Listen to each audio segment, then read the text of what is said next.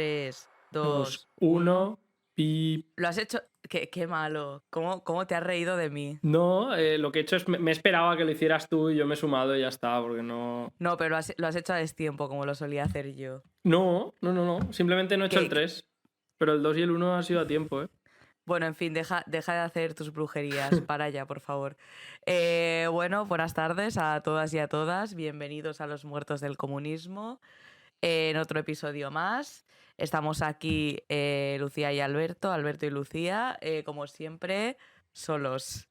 Ya, es que llevo como 4 capítulos diciendo esto Ya, mismo, que habrá en gente plan. que, como haya empezado a escuchar desde estos capítulos, por lo que sea, rollo casual, igual ni sabe por qué dices eso, ¿sabes? Bueno, para los que han empezado nuevos, os comento. Suele haber 2 participantes más, una chica andaluza y un chaval de la Cataluña profunda con un huerto. Pero bueno, eso ya volverán a incorporarse cuando tengan. Están secuestrados. Sí. Pues nada, en este episodio, que viene así un poco pues a nuestro ritmo, porque hemos sacado otros antes y tal, es un capítulo que a ver, es básicamente la hot take y el análisis que hacemos de la Segunda República Española y la Guerra Civil, y también, sobre todo, el papel que tiene el republicanismo, qué deberíamos hacer, qué tipo de revolución tiene que tener el Estado español, todas estas cuestiones, porque bueno, para quien sea de fuera o no esté puesto lo que sea, pues el 14 de abril fue el aniversario de la Segunda República, y entonces pues de celebración sacamos un artículo de análisis que al final de celebración la justa, pero tiene puntos bastante interesantes que vamos a discutir ahora en este podcast. O sea, yo lo que recomiendo es que antes o después de escuchar el podcast vayáis a somosrevolucion.es, porque por si no lo sabéis, somos de Organización Comunista Revolución, y busquéis el artículo, porque también, o sea, tiene documentación y aporta cosas, ¿sabes? No es el típico artículo conmemorativo de la República. Yo aquí, el buen marketing. Pues sí, o sea, vamos, que venís con los. O venís con los deberes hechos o no vengáis. Que lo voy a saber si lo habéis Y leído o no, no. y luego es parte, agenda y firma de vuestros padres. Vale. Pues nada, antes de empezar, vamos a la sección humana y vamos a intentar no tirarnos 10 minutos con la sección humana. Yo es que quiero contar una anécdota de la Guerra Civil. Cuenta. Pero, Vale, creo que a es la que ver, me dijiste. es que claro, es que está, sí, no es otra, es otra. Hay muchas anécdotas. Es que la otra, que es muy divertida, tengo que pedir permiso para contarla y se me olvidó. Entonces, pues eso. Yo voy a contar una de mi familia, que, a ver, tengo literalmente a mi madre a 1 metro de mí porque están en la terraza tomando el sol como unas señoras y yo estoy aquí encerrada grabando. Además, en mi propio humo, con las ventanas cerradas, para que no las escuchéis cacarear. En todo caso, yo tenía un tío abuelo que era tío Tony. Y además es curioso porque a mi madre muchas veces me ha comparado con tío Tony. Entonces yo... Dime que se llamaba así, rollo. En el registro civil aparecía ya recién nacido. Nombre, tío, primer apellido, Tony, tercer apellido. Claro. Cuando nació se lo dijeron. ¿Qué nombre le puso usted? ¡Hostia, Tony! Que por si no lo sabéis, los que no seáis de Mallorca, pues es como hablan ahí en Mallorca. Tienes que mejorar la impresión. Pero bueno, en todo caso, yo creía que me comparaba con Astio Tony por su heroicidad, pero en realidad lo hace porque soy lenta y torpe, como era Astio Tony. Pasa una cosa, que es que las mujeres de mi familia eran súper chulas, sindicalistas, no sé qué, ellas a tope, comunistas, las más chulas, y los hombres pues se debe que se llevaron la parte mala. Entonces, Es como pues, el Gen Simpson. Sí, básicamente, es tal cual. Entonces ellos eran hipermuñecos. Y a tío Tony lo alistaron en el norte de África del bando franquista. ¿Qué pasa? Que tío Tony en su puta vida desertaría porque era un cobarde. Y en fin, que el tío se fue ahí a vivir su aventura. ¿Y qué pasó? Que a los 2 días de estar ahí, claro, él estaba cagadísimo, estaba en plan de, bueno, voy a morir, no sé qué. él con sus rayaduras. Y la cosa es que se cayó de boca a los 2 días, o sea, se tropezó. Y estaba en un puesto medio administrativo, ¿eh? Se cayó, se tropezó de boca, se rompió todos los dientes y lo enviaron a Mallorca con un pie detrás del otro porque no podía comer porque se había quedado sin dientes. Caídos por Dios y por España. Efectivamente. Y fue contando por ahí que había desertado. Espectacular el gen Simpson, tío. Solo afecta a los hombres, pero...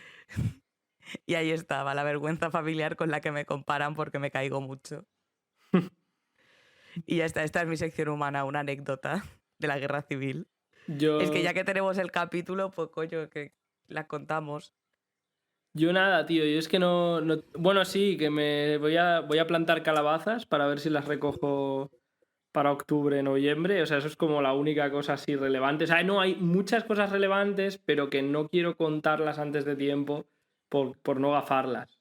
Entonces eso, y bueno, pues solo decir una vez, no lo había dicho nunca antes, pero lo terriblemente malo que soy a los esports de los cojones, así que vengo calentito. Porque me han reventado, seguro que me han reventado 8 niñatos en internet que todavía se están riendo de mí, así que vamos a hablar rápido, vamos a acabar rápido. Que estoy de mala hostia. Pues nada, uy, manco, qué mal juega. Bueno, igual es lo más suave que te han dicho. No me han dicho nada. Ah, mira. O sea, porque mira. no he jugado tan rematadamente mal, es simplemente que soy muy novato. Y que los putos chiquillos no tienen que trabajar con destornilladores, teclados, cables, entonces no tienen el bracito cansado. Pero bueno. Excusas. Ya, son excusas de mierda. Sí. Qué manco, ya está. Tengo que jugar más. Ya tío. reíros de él en Twitter, no pasa nada. Vale, pues ya después de nuestra breve sección humana, vamos con el tema. Aquí el tema. La cosa es, vamos a empezar analizando un poco qué es la Segunda República. Claro, porque, a ver... ¿Por qué hay una Segunda República? O sea, bueno, no vamos a hablar de la primera. Simplemente que sepáis que hubo una primera que no salió bien, ¿vale? Pero vamos a hablar directamente de la segunda. Pero ¿qué antecedente tiene? ¿Qué tipo de país era España cuando se instaura la Segunda República? Etcétera. Sí, todo esto. Porque, a ver, al final con el tema de la Segunda República hay bastante mito semifolclórico, semital. A ver, que a fin de cuentas pues es normal, ¿no? Que exista. Pero es importante pues que caractericemos bien un poco pues de dónde venimos, por qué esta Segunda República y por qué pues Segunda República caput en 1936 y qué pasó a partir de ahí. Entonces, Vamos, vale, sí. si quieres ves contando un poco. Vale, nada.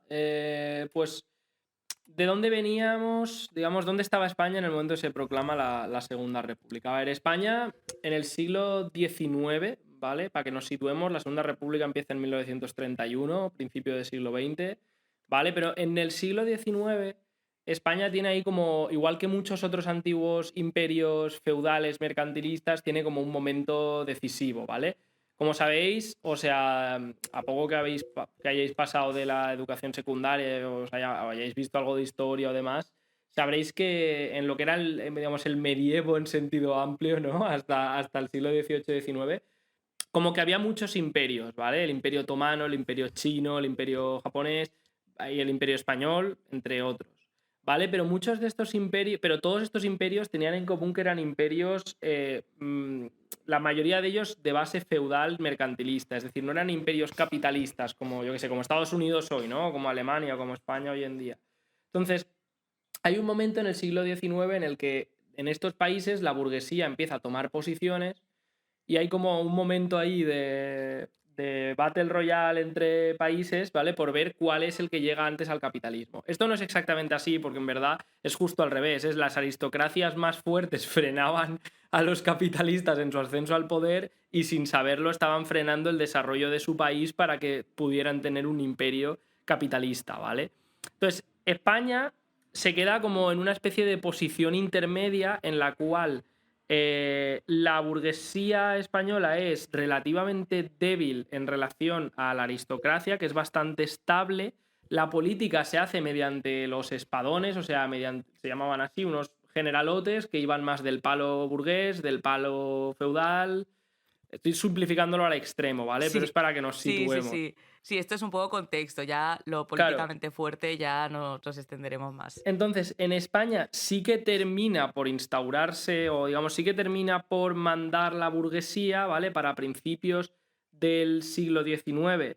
Ya estamos en una situación en la que empieza un proyecto imperialista capitalista, además viene muy al caso que hemos estado hablando de esto estos días, ¿vale? Solo que con importantísimos restos feudales. A ver, todos los países en la época los tenían, ¿vale? Todos. Es decir, el que no tenía directamente plantaciones de esclavos en una parte y una aristocracia esclavista como Estados Unidos, pues tenía, bueno, que ya no eran esclavos, creo que eran siervos en esas alturas, a principios del siglo XX, pero en la práctica venía a ser muy parecido. En el centro de Europa era muy común que quedaran áreas semifeudales, ¿vale? Pero en España era más acentuado. ¿Por qué? Porque el ascenso al poder de la burguesía había sido más lento, había sido a base de ir tomando posiciones en el estado aristocrático, apoyando primero a la monarquía absoluta y luego pues, sustituyendo poco a poco a sus estamentos de poder.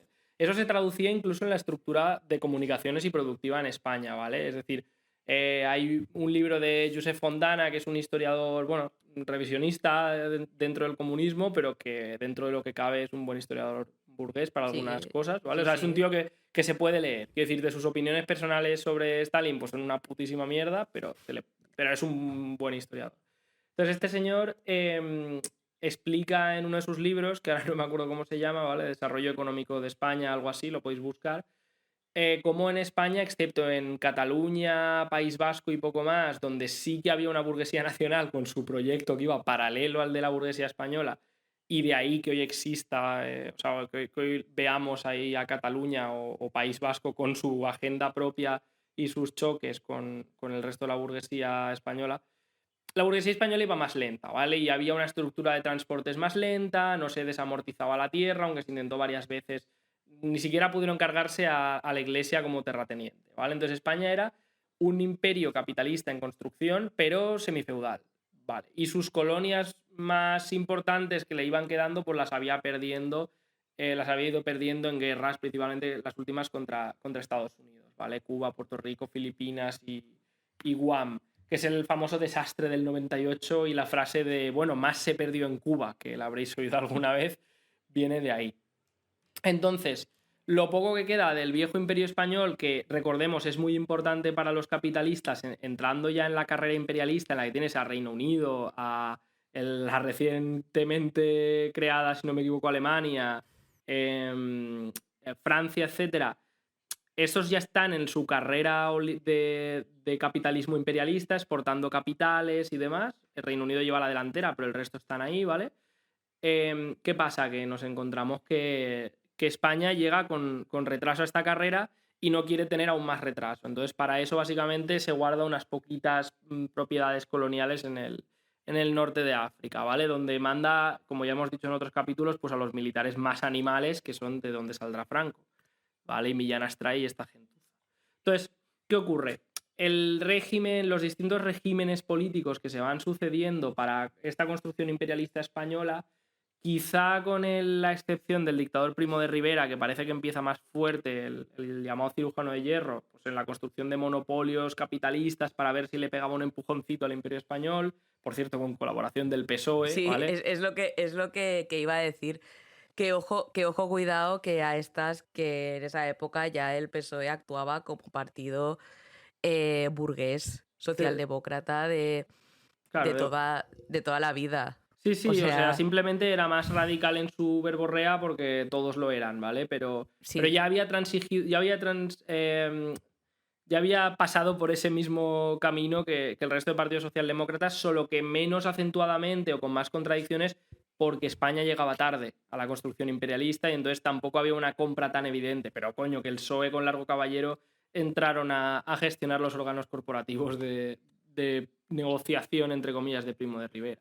Vale, entonces ocurre que la gente se cansa, ¿vale? Especialmente en las grandes ciudades hay un referéndum, pero que en el fondo es una revuelta por el cual queda abolida la monarquía, ¿vale? Y se instaura una segunda república. La primera fue un poco como de prueba, buscaos la historia porque fue súper trambólica, ¿vale?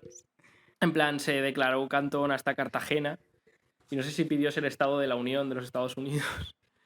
Ya Y fue muy loco, ¿eh? sí, y entonces nada, ocurre que al principio parece que empieza como con mucha fuerza, ¿vale? Con programas de partidos políticos de lo que se llamaba, bueno, un poco en sentido amplio, la izquierda republicana, los distintos partidos burgueses y pequeño burgueses y el PSOE y tal. Empieza como con mucho entusiasmo, pero muy pronto se ve lo mismo que Lenin ya había avisado para Rusia en el año 17, ¿vale? Cuando están en una situación parecida, parece que se declara una república burguesa que también empieza muy fuerte, de hecho más fuerte que la española, ¿vale?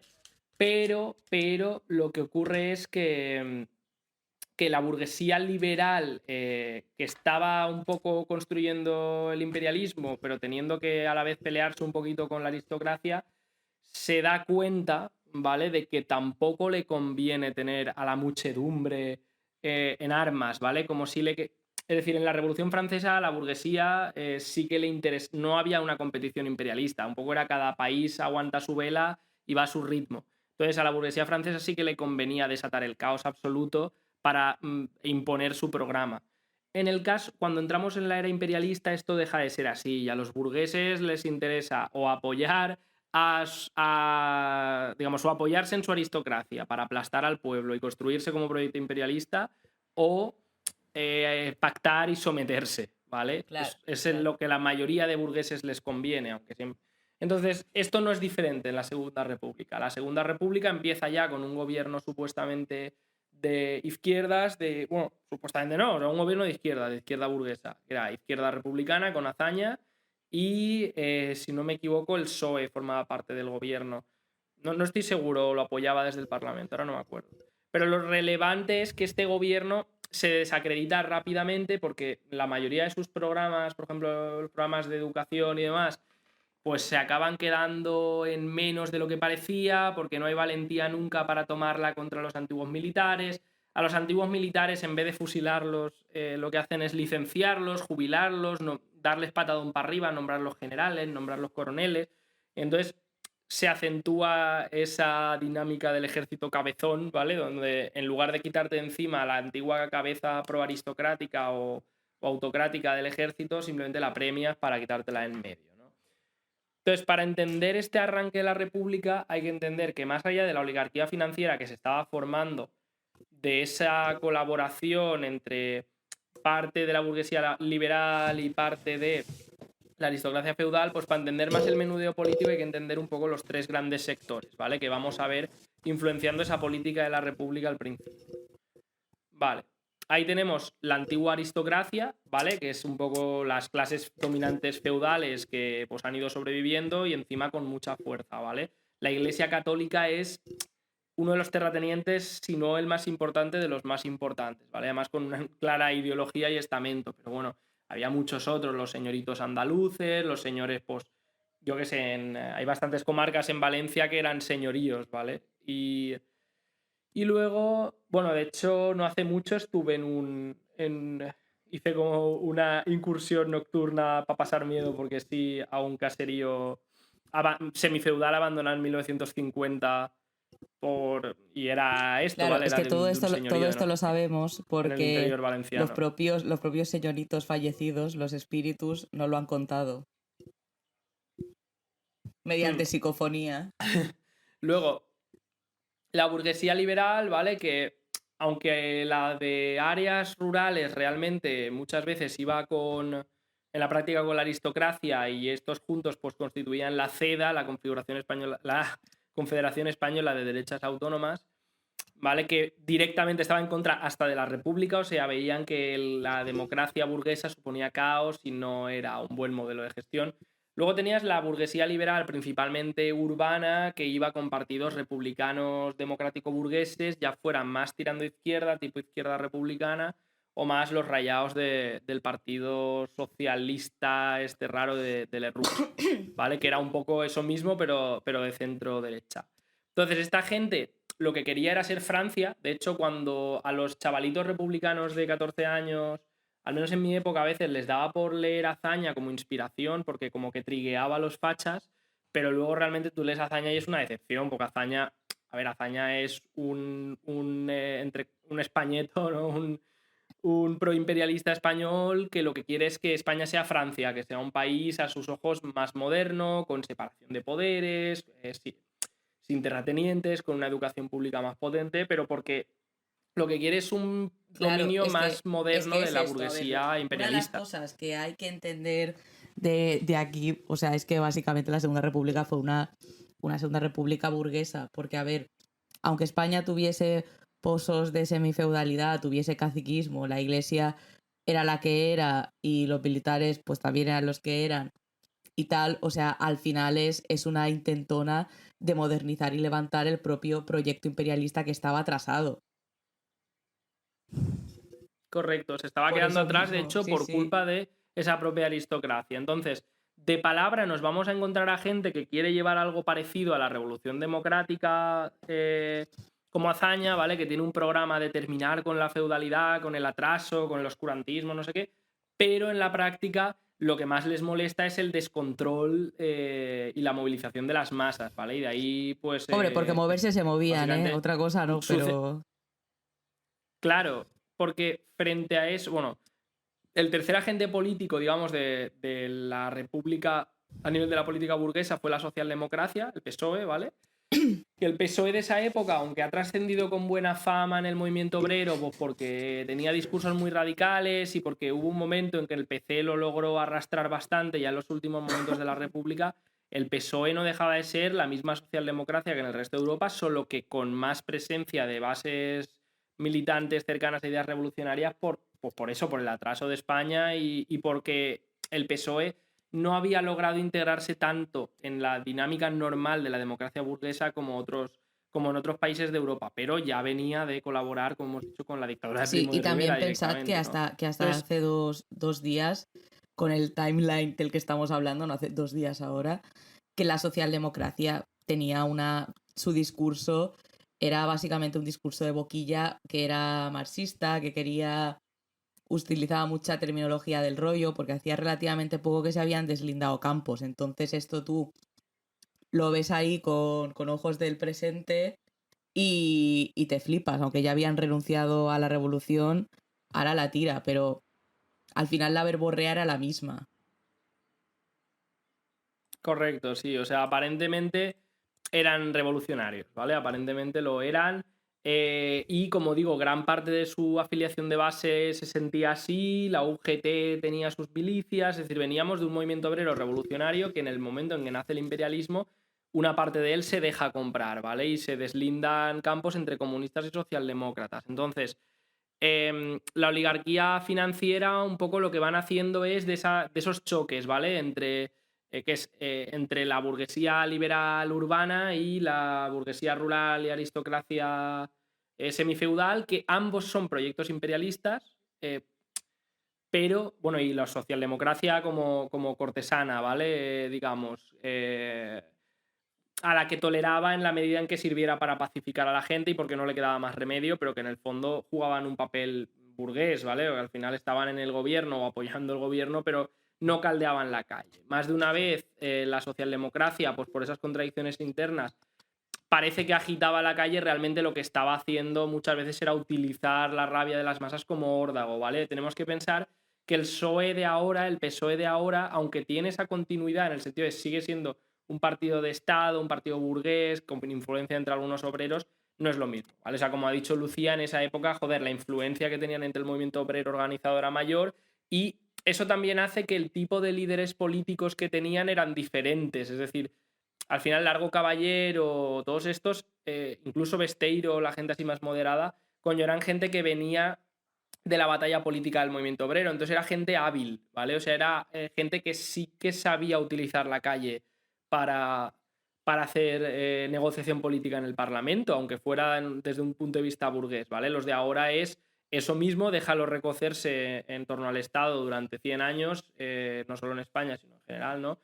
Y bueno, pues tienes obviamente un partido mucho más enfocado a maquinaria de ganar elecciones con mucha menos vinculación Sí, con el y la manera con el en que movimiento se social. vinculan es básicamente burocrateos varios y sobornos directamente. Sí. Entonces, sí, Sí, sí, y sí, liar a gente para todo ser esto. concejal que muchas veces sin cobrar un duro, pero bueno, que en el fondo es disciplinarte a que Sí, de aprendas que hecho, esto es lo que hay. ¿Sabes? Te meto en un ayuntamiento, te mueres del asco intentando mejorar el pueblo y se te queda la noción de, bueno, pero es que yo no soy mal tío, estoy haciendo lo que puedo. Eso en el sí, mejor de los esto es casos, muy en el peor lo que tú de dices. socialdemocracia provinciana, en el sentido que además de algún familiar mío era típico profe de izquierdas y ya estaba PSOE, Podemos y tal, en plan de por favor, apúntate a las listas. Y es como, déjame en paz, señor. Claro. Entonces, bueno, digamos eso, para que terminemos de entender al PSOE de la época, el papel social era tipo el del PSOE de ahora, pero la manera de hacer política era un cruce entre eso y lo que podría ser una izquierda reformista de oposición o de gobierno eventual, tipo Podemos, ¿vale? ¿Por qué? Pues porque todavía no había estado tanto tiempo cociéndose, digamos, y estableciendo su nuevo lugar político. Entonces, nada, realmente lo que había era una discusión política en lo que luego vemos que evidentemente pues, se instrumentaliza a las masas o las masas en parte también empujan para conseguir reformas y demás. En el fondo, ¿vale? Mirado fríamente, pues era mucho cómo tenía que ser el proyecto imperialista, cómo se tenía que construir el proyecto imperialista en España. Se apostaba por un camino más europeo, ¿vale? Por así decirlo, europeo en el sentido de a la inglesa o a la francesa, o se apostaba más por un camino de dictadura reaccionaria, que también estaba muy en boga en aquellos años, ¿vale? Y mantener al máximo hasta el final los privilegios de la aristocracia feudal, mantener los bolsillos de semifeudalismo hasta que se pudiera hacer una transición lenta sin sacrificar esos privilegios lo más mínimo, Sí, ¿vale? Entonces, sí, yo em, iba a si quieres, seguir espera. con el hilo, teniendo, o sea, a ver, que también hay que tener en cuenta que en esta época fue muy convulsa en cuanto a movilizaciones de masas y el punto álgido de, de manifestaciones, insurrecciones, tal, convulsas fue el octubre 34, que hicimos un capítulo sobre esto. Que esto no fue moco de pavo, esto no fue quemar 4 containers. O, claro, esto ahí No, estamos claro, claro. hablando de una revuelta que fue básicamente obrera, literalmente en un proceso que fue de guerra, de asalto a centros de poder, de asalto a comisarías, de sí, fábricas Y de hay armas, fábricas de armas. que llegaron a ciudades y tal. Esto fue una tentativa de revolución. Claro, y a partir de ahí, o sea, Correcto. la República pues tomó cartas en el asunto de formas represivas. ¿Y a quién llamas? ¿A quién llamas para hacer? Sí, sí, Ghostbusters. sí. Pues llamas a los militares. Sí, sí. Sí, a las fuerzas de choque fascistas de Falange. O sea, lo que tenemos que entender es hasta el 33, ¿vale? Aprovechan un poco el boost de movimiento de masas, la izquierda burguesa y la socialdemocracia para tratar de empujar su proyecto imperialista. Sean más o menos conscientes de ello, lo que están haciendo es esto, ¿vale? Y reprimiendo a las masas cuando, entre comillas, hace falta, etcétera. En el 33 pierden, ¿vale? Por decepción, básicamente por decepción de la gente. Se unifican mucho más las derechas y se desmotiva para votar las izquierdas. Y entonces gana el partido de Lerroux. En el 34, como ya explicamos, hay el conato de que puedan acceder 3 ministros casi fascistas de la CEDA en un esquema muy parecido al que se había visto en Austria, ¿vale? Y entonces es cuando las masas se hartan, hacen esta insurrección, intentan tomar el poder los obreros, es lo que explicamos en el capítulo de la Revolución de Asturias, lo que os acaba de decir Lucía, y pasamos a un nuevo Sí, escenario, ¿vale? Y ese nuevo escenario es que después del 34, medio movimiento obrero, incluidos líderes del PSOE como Largo Caballero, pues de discurso más radical, están en el trullo, ¿vale? Están en la cárcel por alzamiento contra el Estado. Y hay un montón de presos políticos en España, ¿vale? Eran una puñetera barbaridad, claro. eran Y también decenas de hay miles, que ¿vale? entender Entonces ahí, que en el momento en que básicamente las masas te hacen una tentativa revolucionaria fuertemente inspirada por los temibles bolcheviques, el terror internacional, pues esto no es un clima súper, súper amable para construir tu proyecto imperialista. Claro. Entonces ahí la oligarquía financiera empieza a olerse. Y no sé hasta qué punto es definitivamente así, hasta que no gana el Frente Popular, que ahora lo hablaremos, pero en este punto claramente ya empieza a olerse que quizá la República no va a ser al final la forma más fácil de construir el proyecto imperialista en España, ¿vale? Y empieza a quedarse debilitada, porque debilita su propia. A los más partidarios de la República acaban en la cárcel, ¿vale? Por oponerse a gente que en el fondo tampoco se cree tanto ese proyecto, le valdría cualquier otro. ¿Vale? Entonces, en paralelo a todo esto, el Partido Comunista de España, que también se había separado del PSOE bastante pronto, había ido cayendo cuando se instaura la República en errores izquierdistas, en el sentido de que trataba a España como si fuera más moderna de lo que verdaderamente era, se aislaba mucho de las masas. Hay una intervención de la Internacional Comunista que pone a una dirección nueva al frente José Díaz, que venía de ser un sindicalista exitoso y un tío muy combativo y que además resulta ser un puto genio a nivel político, Sí, sí, es que sobre todo además esto teniendo en ya, cuenta eso, sí, esto que era ya pura lo experiencia. explicaremos, Que era pura experiencia. pero muy, muy fuerte, ¿eh? Porque Sí, claro, sí. aquí han habido descubrimientos importantes. Y nada, José Díaz, o sea, con José Díaz al frente, una nueva dirección que ha rectificado eso y ya entiende a España como un imperio pero semifeudal, entiende mejor la cuestión de las naciones oprimidas en España. En el momento de la insurrección de Asturias es como un momento en el que gana experiencia el PC muy rápidamente porque es una oportunidad tremenda. ¿Vale? Y destaca bastante ahí y sobre todo destaca justamente en la campaña por la libertad de los presos políticos, conjunto a la táctica del Frente Popular, que es el punto gordo, ¿vale? Y de a donde mucha gente, sin ningún tipo de. Sin querer que fuera así, ¿no? Pero a mucha gente es de donde le viene la confusión con respecto a la naturaleza de la república o al Claro, es que romanticismo republicano. sí, ¿Vale? es que Sí, precisamente perdona. lanzan la táctica del Frente Popular básicamente porque ya en la Tercera Internacional Comunista ya habían hablado de la cuestión del ascenso del fascismo y el Partido Comunista de España hizo bien sus deberes. O sea, antes de la sublevación, ellos ya veían como desde el propio gobierno burgués, ya lo ha comentado Alberto, que había unas políticas represivas que eran brutales y ya directamente contrarrevolucionarias, o sea, ya orientadas a borrar. Que esto, claro, Mm. ya una vez analizan esto, dicen, coño, es que aquí hay un peligro objetivo de una sublevación fascista. Entonces, ¿ellos qué hacen? Unirse, coger y ser fuerza de choque la defensa de la República Burguesa. No, ellos aplican la posición comunista, que es básicamente el tema del Frente Popular, que es aglutinar pues, a las fuerzas obreras y demócratas con fuerte liderazgo del Partido Comunista para luchar contra esto. Entonces ya por eso no les pillan bragas la guerra civil.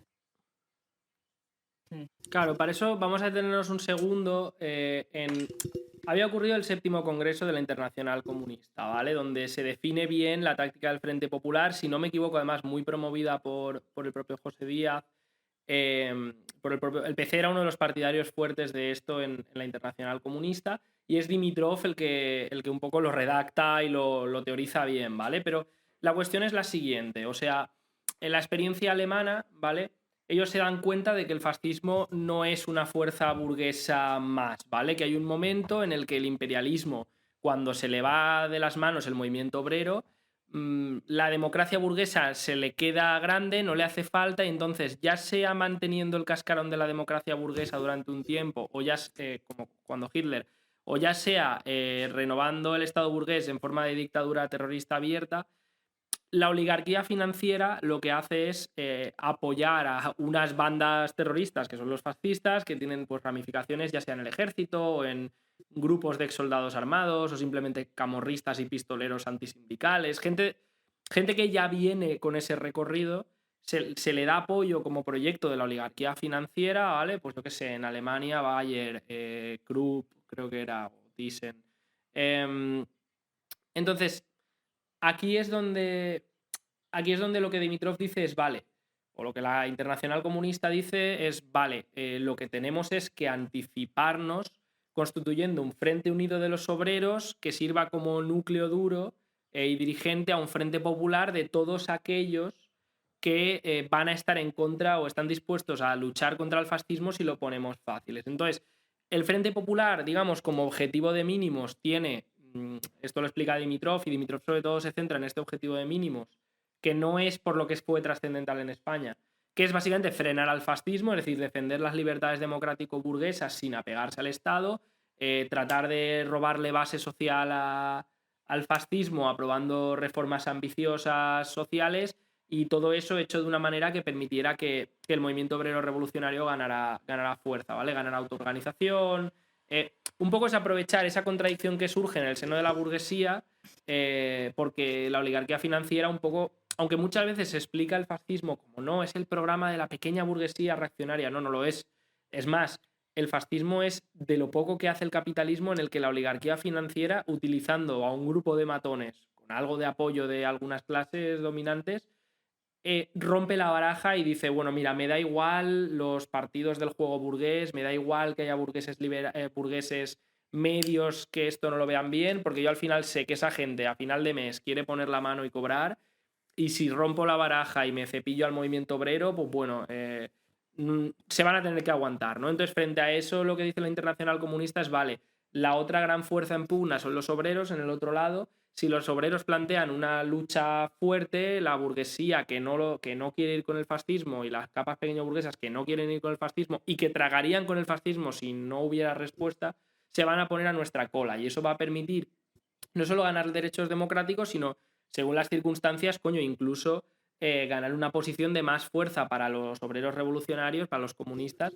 para una eventual toma del poder si se derrota a los fascistas en una situación de guerra, ¿vale? Entonces, en España la cosa va un poco más lejos, porque en España, como hemos hablado, la República era un proyecto súper contradictorio de construcción imperialista, mucho más de lo normal, ¿vale? Por ese atraso con el que llegaba y esa digamos, esa contradicción mayor entre los dos campos de la política imperialista, los que apostaban por un desarrollo, las clases que apostaban por un desarrollo más urbano, más moderno, y las que apostaban por un desarrollo más en concordancia con todo lo que se traía de antes de semifeudalidad.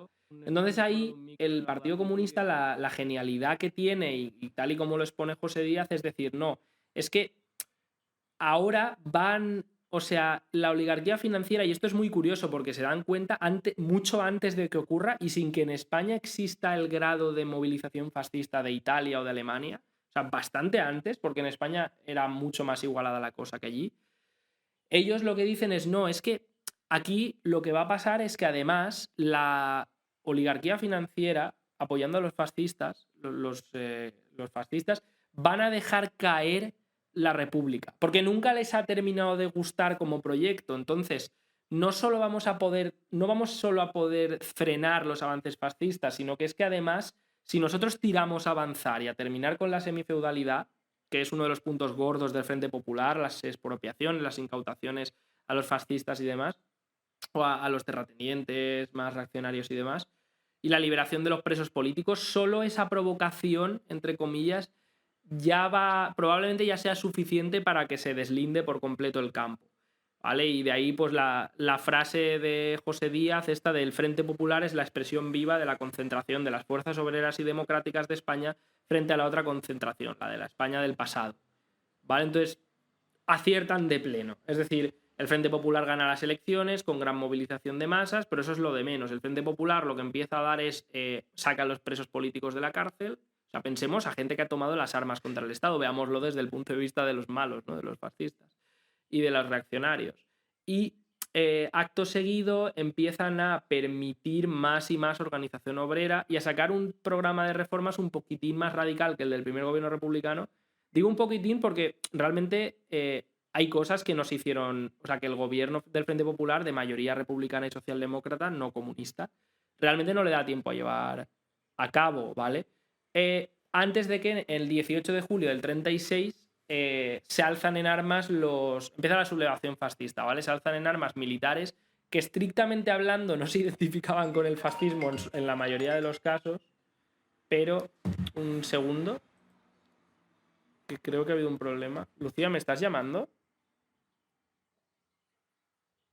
¿Hola? Sí, yo te escucho. Ahora sí. Los muertos del comunismo, la postproducción y la No, he visto que me has logística. empezado a llamar Hostia, por pero graba teléfono. ahí rachetón ahora. Pues Vale, bájale un poco la ganancia. Vale, va. ¿Seguimos? seguimos. Vale, hemos tenido problemas técnicos porque Lucía es de letras y se le ha caído el... No, su micro le ha saboteado porque su micro es de letras. Efectivamente. Y ha perdido, pero no ha perdido la grabación, que ya es bastante, ya es mejor que otras veces. Perdona, nunca me ha pasado. No, pero a ti no, pero a mí sí que me suena que no hemos llegado nunca a perder grabación.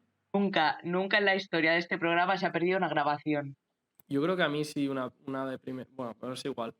Vale, nada, pues me había embalado, ¿vale? Y había llegado un poco a, vale, el PC un poco con lanzar el Frente Popular, en el fondo, el Frente Popular, entre comillas, tensiona la situación, o sea, los obreros dan un paso al frente con la táctica del Frente Popular del Partido Comunista, ¿vale? Que no es simplemente una coalición, tiene una parte de organización social de base muy importante, liberar a presos políticos que al final se habían levantado contra el Estado republicano, ¿vale? Y eso hace que ese paso al frente haga que ya la oligarquía financiera rompa la baraja, o al menos realmente los sectores más reaccionarios que luego ganarán el apoyo definitivo de la oligarquía financiera Claro, porque con es que los siguientes pasos adelante de los obreros. Sí, es que pensad que esta gente abandona directamente el gobierno republicano, es en plan, chao. Claro, Porque es claro, que el 18 de julio del 36 pues hay una serie de militares, ¿vale? Que se alzan en armas, el que más conocemos hoy en día es Franco, no era el más importante al principio, luego gana el liderazgo. Esto no es un podcast de historia a ese nivel y realmente eso, pues bueno, interesante para el que le guste mucho ese tema, pero a nivel macro no es tan importante, ¿vale? Al final la cosa es que quedan divididos, o sea, con el alzamiento fascista y la constitución de un, digamos, de un protoestado franquista, o lo que luego sería franquista, de un protoestado burgués, dictatorial, militar, con muchos tintes fascistas, paralelo al Estado republicano, pues básicamente primero los sectores más reaccionarios y a lo largo de la guerra toda la oligarquía financiera, porque el Frente Popular da pasos adelante impulsado por el PC y los fascistas también, dejan tirado el Estado republicano. De manera que España queda dividida en dos, ¿no? Las famosas dos Españas. Tienes la España reaccionaria en la zona fascista y la España popular y republicana, que no es en plan que el Estado republicano se vuelva un Estado popular, sino que tienes a las fuerzas populares y a las fuerzas republicanas colaborando contra los fascistas en uno de los lados, ¿vale? interesante mirar también, que igual lo has dicho, pero como te he ido perdiendo, o sea, estaba yo ahí en mi bucle Black Mirror, es también interesante ver qué tipo de transformaciones pasan en la España republicana y popular en sentido literal. No, O sea, aún no había entrado ahí, o sea, justo era mira, preparando el terreno para que entráramos pues al mira, punto gordo, ¿vale? pues Que es la mira, revolución democrática. sí, mira qué bien, porque claro, ellos cuando lanzan la revolución democrática, ellos siguen teniendo claro que el punto principal en todo esto es la cuestión de ganar la guerra.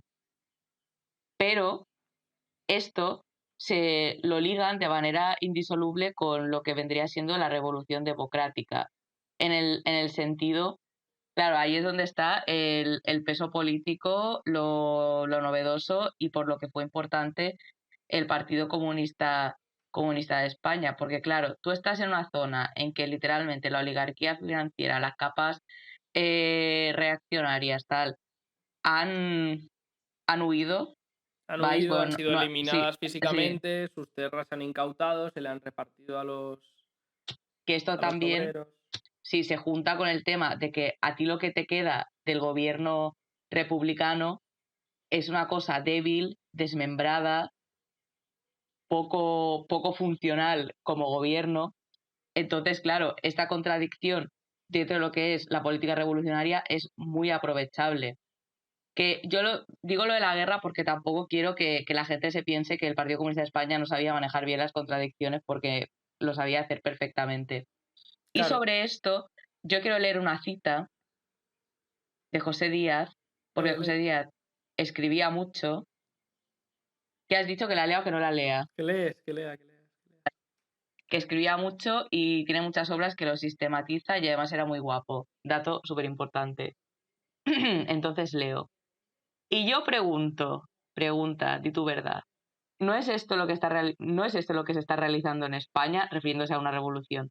¿Es que al hacer la revolución se puede separar de ganar la guerra o del mismo desarrollo de la guerra? Cuando se habla de que no se quiere hacer la revolución al mismo tiempo que la guerra, yo pregunto, ¿dónde están en nuestro territorio los grandes terratenientes, los grandes capitalistas, los grandes banqueros? ¿Dónde están aquellos que se han levantado contra la República, contra el pueblo?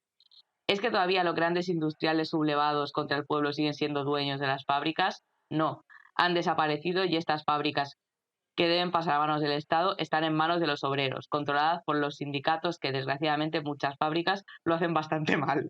Bueno, Así como no eran puya. muy hábiles, pero bajo control obrero estaban. Esto no es hacer la revolución, estas no son conquistas democráticas revolucionarias. Que dice, pues tienes toda la razón, José Díaz. Juro, no me acordaba de lo hacen bastante mal. Es que Es buenísimo. me ha volado un poco la peluca. Sí, que probablemente fuera porque la dirección del sindicato mayoritario, uno era anarquista, que era la CNT, que ahí no había orden ni concierto, y el otro era la UGT, que la dirigían, la verdad, los sectores más rancios del PSOE. No sé si para esas alturas, pero para octubre del 34 creo que no era Julián Besteiro el dirigente de la UGT. Entonces, probablemente fuera un poco la cosa por darle algún golpecito a la dirección de estos sindicatos, que eran revolucionarios para estas alturas, pero no muy consecuentemente, pues eran muy contradictorios, como es normal, ¿vale? Y con todo esto, no es que solo se diese esta cuestión, es que, por ejemplo, también se contempló, a ver, intentaron promover la liberación de las colonias, que bueno, ya lo hemos dicho antes, que la Segunda República, pues como república burguesa y un proyecto de construcción imperialista, pues tenía colonias. Pero ¿qué pasa? Que el Frente Popular era débil. Me acuerdo que mirando cifras el otro día eran en plan como muy pocas personas, pero muy, muy pocas, no me acuerdo la cifra exacta, pero dije, uff, sí que eran 4 gatos y el tambor. Y esto se sumaba también a que en la Segunda República, pues evidentemente por su naturaleza política, puteaba bastante a la gente de las colonias. Sí, o sea, la cosa sobre todo es que en las colonias del norte de África, como habían llevado colonos españoles, esos colonos tenían mentalidad de colono, eran los más rancios y muchos eran militares o familia de los militares que se alzan en armas. Con lo cual, realmente, para el momento en que el Frente Popular ya pasa a primer grado de importancia, el PCE es importante dentro, pero todavía no lo suficiente, y luego ya es que la sublevación fascista se queda en las colonias, con lo cual no hay colonias tampoco. Entonces, el Estado republicano... A ver, aquí lo relevante es entender en qué consiste hacer una revolución. No, una revolución siempre es una guerra, ¿vale? Y en una guerra hay un enemigo principal y enemigos secundarios. La contradicción principal en ese momento pasa a ser con el fascismo, no solo por lo que puede perderse, sino por lo que puede ganarse, porque resulta que los imperialistas españoles y sus principales valedores, porque la oligarquía financiera española es muy floja todavía, han apostado por el bando franquista y han dejado tirada la antigua institucionalidad republicana, que tampoco es en lo que se centra el PC, han dejado tirada la antigua institucionalidad republicana y han abandonado a muchos sectores sociales intermedios que no están a favor de perder los derechos democráticos burgueses, y un poco han picado, ¿vale? Han caído en el cebo de vamos a putearles, vamos a ir con el Frente Popular, vamos a asegurar conquistas obreras y conquistas políticas democráticas. Entonces, los reaccionarios, digamos, pican, ¿vale?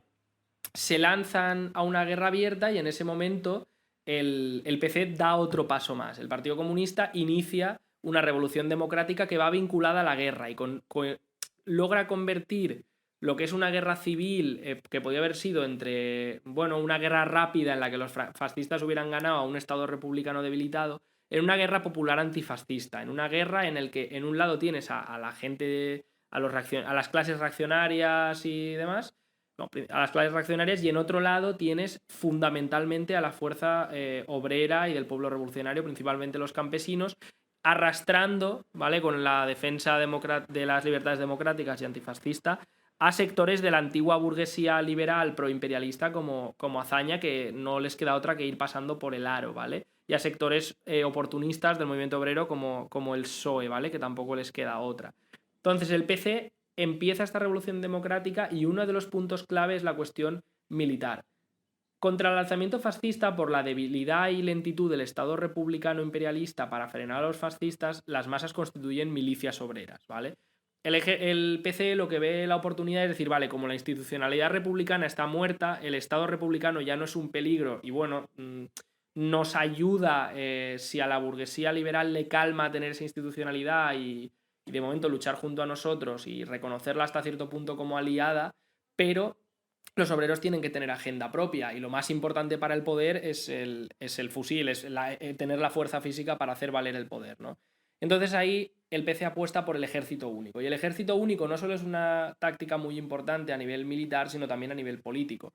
Porque el ejército único, el ejército popular republicano, es verdaderamente un ejército popular. Es un ejército donde, a diferencia de un ejército de levas normal, ¿vale?, hay la posibilidad de organizarse políticamente y existía un comisariado general dirigido en la práctica por los comunistas y existía en la base la posibilidad de que los revolucionarios se organizasen en las corrientes que creyeran convenientes y los republicanos también, lo cual siempre va a beneficiar al movimiento obrero, porque siempre en los ejércitos, por la naturaleza jerárquica que tienen, es muy fácil que penetren visiones burocráticas que lo que quieren es dejar el poder, eso, en los burós, en los despachos, y apartar de las decisiones a los obreros. Entonces, en un momento como dar toda esa capacidad decisiva o esa capacidad de expresión política a los obreros, esa capacidad de hacer propaganda revolucionaria, es lo que hace que el Ejército Popular Republicano sea un factor importante en esa revolución democrática. Por otro lado, las incautaciones contra terratenientes resuelven gran parte de las tareas democráticas. Sí que hay, obviamente, contradicciones en el seno del pueblo que en plena guerra, pues muchas veces se resuelven a tiros, ¿vale? Por ejemplo, la represión contra los anarquistas en Aragón, ¿vale?, que la lleva a cabo el ejército republicano además con la dirección comunista, ¿no? Es que eso es correcto, es una mierda, porque al final una guerra siempre tiene este tipo de situaciones jodidas. Pero lo cierto es que ese tipo de acciones que se adelantaban al curso general de la guerra popular antifascista lo que hacían era poner en riesgo el curso general de la guerra popular, ¿vale? Lo mismo con los famosos sucesos de mayo del 37, ¿no?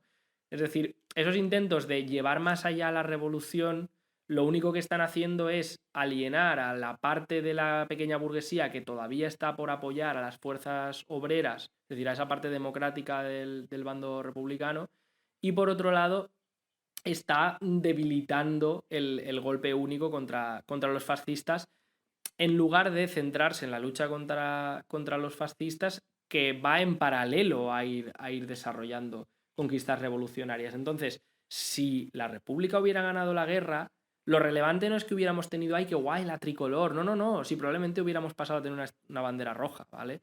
O una bandera republicana, una estrella roja en medio. ¿Por qué? Porque la antigua institucionalidad republicana básicamente era una aliada en una guerra, pero finalmente se hubiera autodisuelto porque hubieran ganado las elecciones los comunistas o porque simplemente nuevos organismos de poder obrero hubieran sido más efectivos que la institucionalidad Claro. republicana.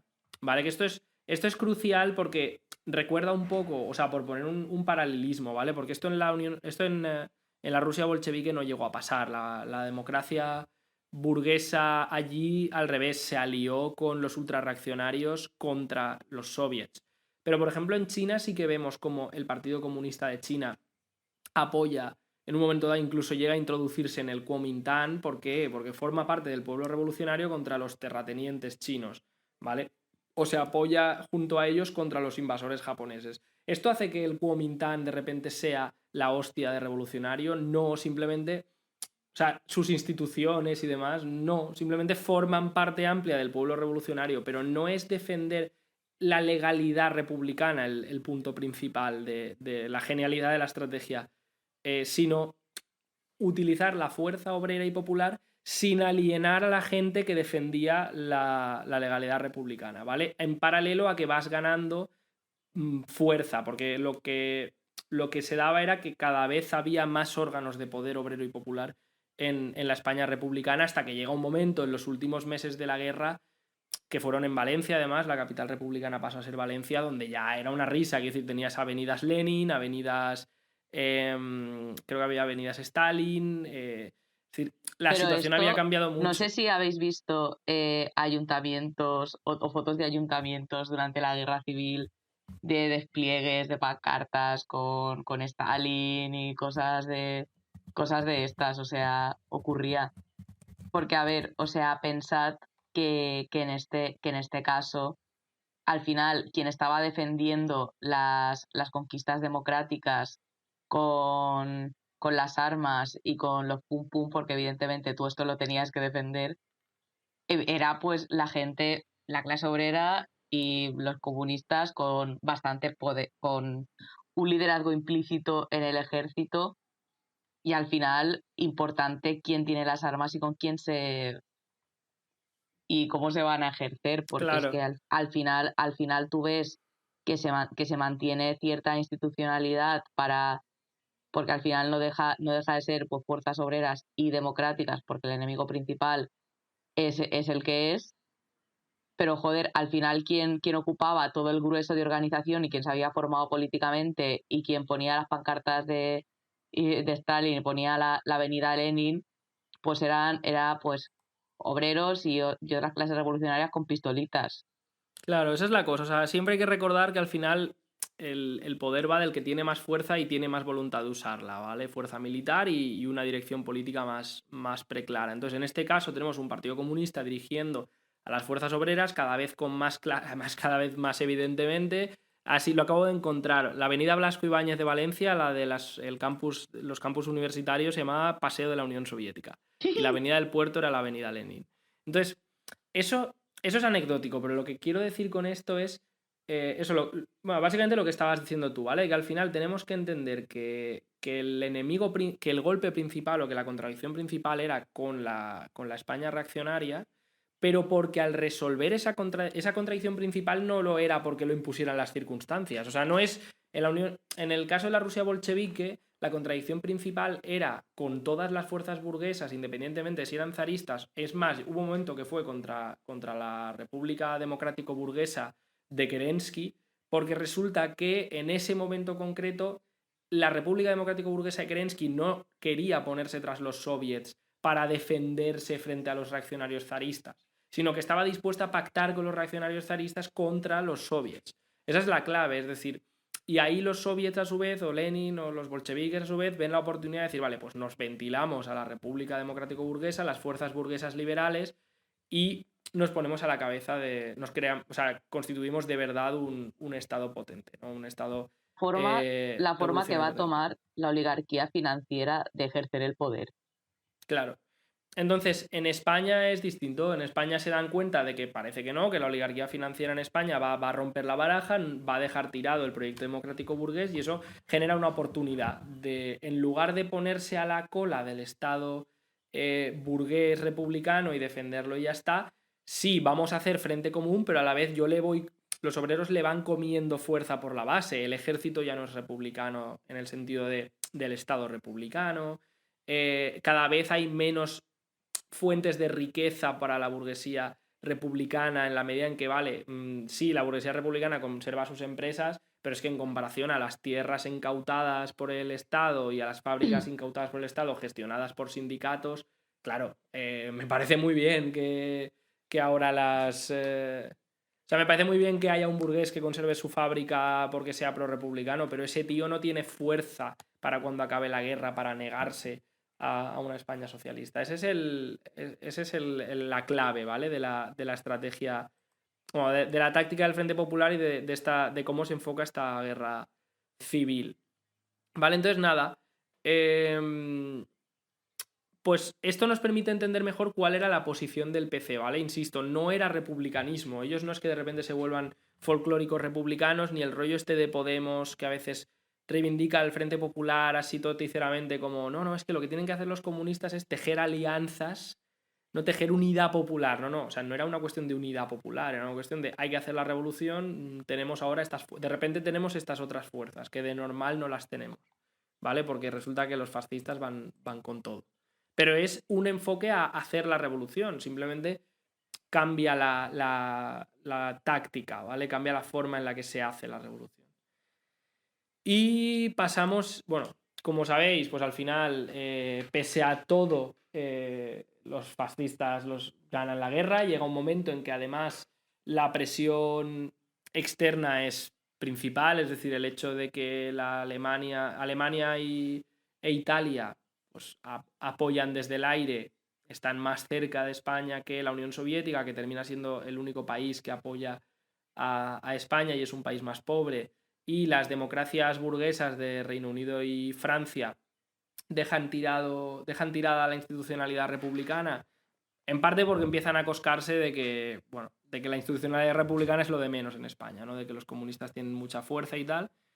La República pierde la guerra, ¿vale? La República pierde la guerra y lo que más nos importa, el pueblo español pierde su guerra antifascista, ganan los para entonces ya franquistas, ¿vale? Reconstruyen, por así decirlo, su estado, esta vez como una dictadura peculiar, no es una dictadura no es la dictadura fascista más pura del mundo, ¿vale? No, al final pensemos que en España no hay un partido fascista que dirija un proceso de sublevación al uso, ¿vale? Sino militares muy conservadores, ultrarreaccionarios, cada uno con su agenda, y lo que sale es un mezclote, ¿vale? Un mezclote con tintes de dictadura fascista, en el sentido, con una simbología fascista, sobre todo por la parte de Falange, pero luego también reaccionaria semifeudal por parte de los tradicionalistas, y todo eso se materializa en que el partido único es la Falange Española Tradicionalista de las Jons, ¿vale? Pero que realmente el mando lo tiene Franco, y Franco lo que va a ir es a lo largo de su dictadura va a ir poniendo a gestionar al que más le convenga en ese momento a la construcción imperialista española, ¿vale? Primero deja Falange que hay con... que hay que entender que es que tú no montas el pitosio de la guerra civil para ser, no sé, una semicolonia, ¿sabes? Claro. Que esto seguía la trayectoria de la construcción imperialista, y me voy un segundo, pero tú dale. Sí, nada, es decir, al final, como hemos dicho, ¿no? La cuestión siempre fue construir una potencia imperialista, por tanto, aunque hay un tiempo durante el cual España, bajo Franco, no, o sea, materialmente depende económicamente o baja en la cadena imperialista, ser dependiente, no está en una situación de dominación, igual que no lo está más que muy transitoriamente, por ejemplo, Alemania en la posguerra. Sí, Alemania después de la Segunda Guerra Mundial, vale, depende de Estados Unidos para su reconstrucción, Alemania Occidental, digo, pero realmente el plan Marshall para lo que sirve es para reconstruir los monopolios alemanes, no para... Alemania no se convierte en una colonia o una semicolonia estadounidense, tampoco así Francia. Entonces, Franco lo que hace ahí es maniobrar. Primero va con los fascistas para conseguir esto mismo, que obviamente los fascistas al final pues hubieran querido dominar, pues ya hubiéramos visto que hubiera pasado. Pero lo que hace luego es volverse lo más rápido que puede un apoyo para los estadounidenses. Hasta entonces se apoyan los fascistas más locos de Falange para que con políticas estatistas, digamos, de intervención estatal, reconstruyan los monopolios, ¿vale? Desde el sector corporativista, ¿vale? Es decir, sector público-privado o sector público, pero con claramente familias fascistas al frente, ¿vale? Eso es el corporativismo fascista. Y allá por los 50 le da paso al Opus Dei, ¿vale? A las sectas católicas de la gran burguesía española, que sirven para dar el paso de esas políticas más intervencionistas de Estado a las políticas del desarrollismo, ¿vale? De Fraga y demás, que son políticas que, después de haber reconstruido lo fundamental de los monopolios y haber eliminado a toda la oposición política que pudiera haber, se centran más en terminar de construir monopolios privados modernos, ¿vale? Hola, Entonces, he vuelto. Sí, nada, he explicado en un momento la parte, digamos, lo que hizo Franco, ¿vale? O sea, cómo Franco primero pone a Falange, luego al Opus Dei. Entonces, a los desarrollistas, ¿vale? Y como parte del mismo proyecto. Entonces, lo que ha dicho Lucía, coño, ganaron la guerra era para ser imperialistas, lo mismo que Alemania la perdió, pero no se convirtió en una semicolonia, ¿no? Entonces, ahora, ¿qué hacen los comunistas en la posguerra? El tema es que en la posguerra los comunistas quedan Sí, esto es interesante. repartidos por el mundo. José Díaz, que al final no era una persona más, es decir, era el dirigente, un tío muy preclaro y además un tío muy importante, muere de cáncer, si no me equivoco, en la Unión Soviética en el 38. En el 38. O no, mentira, ¿en qué año muere? No me acuerdo, pero muere. Creo que era un poco más No, adelante. en el pues. 38 no puede ser, me he patinado completamente. O sea, en el 40 y algo. Que me suena que era muere. 41. No, Sí, espérate. él no llega. El 42, casi. Sí, y muere él no en llega a ver el Georgia. final de la. Sí, sí, Así sí. como dato, ya que lo he buscado en Google. Pero digo, En Georgia de la Unión sí. Soviética. Georgia, Estados Unidos muere. En Georgia de la Unión Soviética, ¿vale? Entonces, bueno, él muere, correcto. Lo que no llega a ver terminar es obviamente la guerra civil, sí, lo que no llega a ver terminar es la guerra mundial, ¿vale? Por otro lado, digamos, la Secretaría General pasa a pasionaria en el exilio, sube de las Juventudes Socialistas Unificadas, que era pues otra de las cosas más que había hecho bien el PCE en la Segunda República, había sido quitarle a la base juvenil al PSOE, tal cual. Es decir, unificar a las juventudes comunistas con las socialistas más combativas y crear la JSU, que tenía armas y tenía de todo, ¿vale? Y entonces era una fuerza de choque revolucionaria de narices y uno de sus dirigentes era Santiago Carrillo. Quiero hacer un inciso de tirarme flores. Mi tía abuela fue la persona que fundó las JSU en Yummayor. Ojo, cuidado. A ver, he de decir que yo creo que todos tenemos algún familiar de la JSU, porque la JSU era enorme. Yo creo que también tengo alguno. Era fundadora y lo fundó a través de un club de teatro. O sea, ella visionaria. ¿Sabes quién era de la JSU? El cómico este, creo que era Gila, el cómico este de hola, es ahí la policía que se ponga. Creo que era de la JSU. En realidad creo que todo el mundo era de la JSU, pero bueno.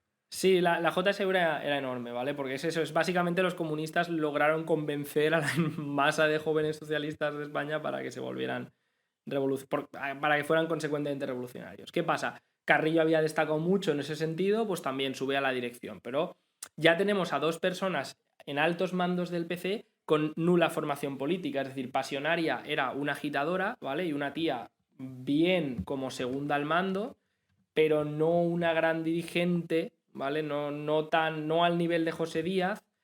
Y Carrillo directamente él mismo reconoce en sus memorias, por ejemplo, que eso es muy curioso, que él, de lo poco que había leído para cuando llega a la Secretaría General, al Comité Central del PC en el exilio, era el antiduring en la cárcel. Cuando estuvo en la cárcel en el 34 es cuando él más aprende, porque no había y luego le estalla la guerra, entonces prácticamente él no parte sin formación política y en el exilio hace pap y de repente está en la dirección un poco por méritos, tampoco en ese momento.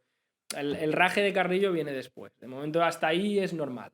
Vale, y la otra parte de la dirección se va a México, donde queda absolutamente fuera de juego, ¿vale? Uribe, que había sido ministro de Agricultura, que era un poco la línea un poquito más dura, queda en el exilio y eso significa que no seamos cínicos, ¿vale? Porque hay mucho historiador que es como, ay, y se muere José Díaz, o no sé qué, y ya el PC... No, a ver, es que decirte, a los comunistas en España los han barrido, o sea, los han fusilado, los han obligado a exiliarse, en la Unión Soviética están en guerra, es decir, huyes de España para meterte en otra guerra más, ¿vale? Y eso le pasa al PC, ¿vale? En el PC pierden a su máximo dirigente por además circunstancias que no tienen que ver con la guerra, desgraciadamente, por las cosas que pasan, ¿no? El resto de la dirección no está a la altura, pero es que además están desbandados por el mundo en plena guerra. ¿Qué ocurre? Después de la guerra mundial, el PC intenta sin éxito, no terminan de saber acertar con la nueva táctica después de la guerra mundial, ¿vale? Intentan varias cosas para ganarse incluso explotar las contradicciones dentro del bando reaccionario, o sea, los pobres lo intentan todo, la Unión Nacional y cosas así, no terminan de funcionar, intentan también una liberación apoyada desde fuera, como había pasado en Italia, entrando desde el Valle de Arán, los masacran, tampoco funciona, ¿vale?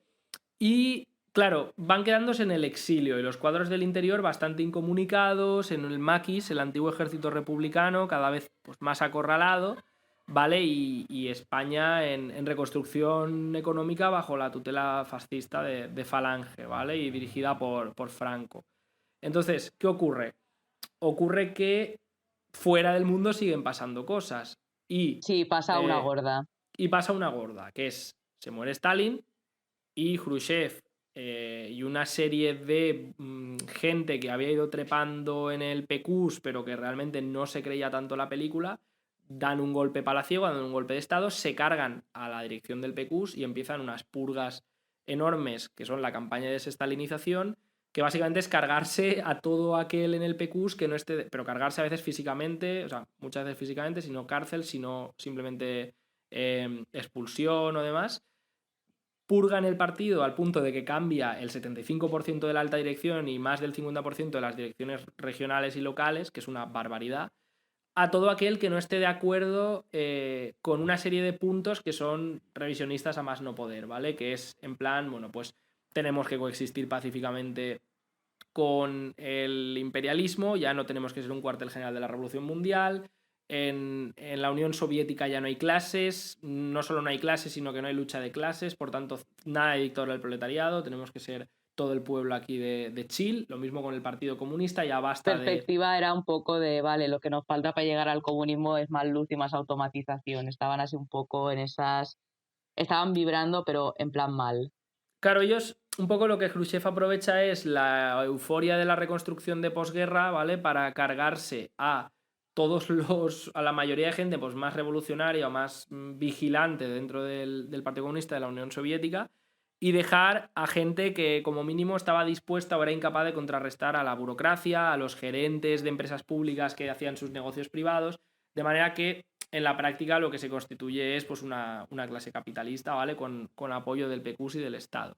Entonces, esta gente empieza a promocionar en el extranjero también visiones, o sea, posturas revisionistas y promocionar quiere decir incluso pues obligar a que deserte, obligar a la expulsión de cuadros revolucionarios en partidos en otros países, ¿vale? O sea, no es andarse con chiquitas. Es que Entonces, sigue siendo real. Es que, a ver, es que hay que pensar que la posición que tenía la Unión Soviética dentro de los revolucionarios era central, o sea, era totalmente central. Y se da una tesitura en el que básicamente se purga a todos los revolucionarios en la práctica y ponen a burócratas o a blandengues. claro. Entonces, claro, ahí la revolución físicamente, o sea, la construcción del socialismo no puede físicamente continuar, porque también hay que tener en cuenta que tú no te despiertas un día, dices, y ya hay socialismo, sino que siguen habiendo contradicciones, sigue habiendo lucha de clases, se siguen, es que esto creo que pensaba que lo has comentado en otros podcasts, sigue habiendo pequeñas capas que pueden llegar a acumular cierta riqueza mediante mercado negro, trapicheos y tal. Entonces, estas contradicciones que normalmente, que si no hubiese habido golpe palaciego, se podrían haber resuelto desde la política revolucionaria, esta gente lo que hace en la práctica es coger y cambiar de manos el poder. Claro. Entonces, esto internacionalmente es muy chungo, porque, a ver, es que el revisionismo no se lo inventa Khrushchev tampoco. O sea, claro. que había que partidos de estos, tipo el Partido Comunista de Italia, el Partido Comunista de Francia, que es una vergüenza social chauvinista, que es que yo lo digo, yo odio a los franceses, pero con motivo, es que los veo y digo, es que dais puta vergüenza. Y Pobres. no, sí, pero es que todos, no se salva ni uno. Y los comunistas tampoco. Que ya en los años 40 ya la Cominform ya les dio tirones de orejas por sus propuestas Sí. políticas, que eran, es que un día tengo que hacer un especial movidas Cominform, porque da para otro podcast. Mira, esto lo voy a Sí. sumar a mis especiales, que tampoco voy a entrar a explicarlas, pero vamos, que eran para mirar y no echar gota. Entonces, ¿qué Sí, pero pasa? básicamente en el 48 ya la Cominform le dice al PC de Italia y al PC de Francia, oye, es que tenéis posturas bastante revisionistas, no solo no estáis utilizando bien los frentes populares, no los habéis utilizado bien y los habéis utilizado para simplemente apoyar a la burguesía, sino que además ahora después de la guerra las masas os apoyan y lo que habéis hecho es entregar las armas y encima, después de entrar al gobierno, os han expulsado la burguesía del gobierno y tampoco habéis hecho ni una triste huelga general Sí, para sí. derrocar al gobierno fantoche que han puesto en contra, ¿no? En Italia había claramente una dictadura de partido único, tipo la del PRI en México, con la democracia cristiana, y los mafiosos, ¿sabes? Y el Pechí un poco tocándose la fava. Y cuando mucha gente quería luchar, ¿no? Y ellos engañándolos activamente. Entonces, eso ya había recibido críticas del PQs, pero ¿qué para? Mucha gente es también como, es que los comunistas eran muy seguidistas de la URSS por culpa de Stalin. No, a ver, quiero decirte, la URSS era el cuartel general de la Revolución Mundial. En la URSS los comunistas iban y aprendían no solo discurso, no solo capacidad de análisis, también cuestiones militares. Y no solo los comunistas, es que revolucionarios nacionalistas de todo el mundo también iban allí. Entonces, Es que ocurre que este si tú... argumento me da mucha rabia, porque es que dices, a ver, pero es que esto es cognición humana, un ABC, o sea, es que tú, ¿de quién vas a aprender?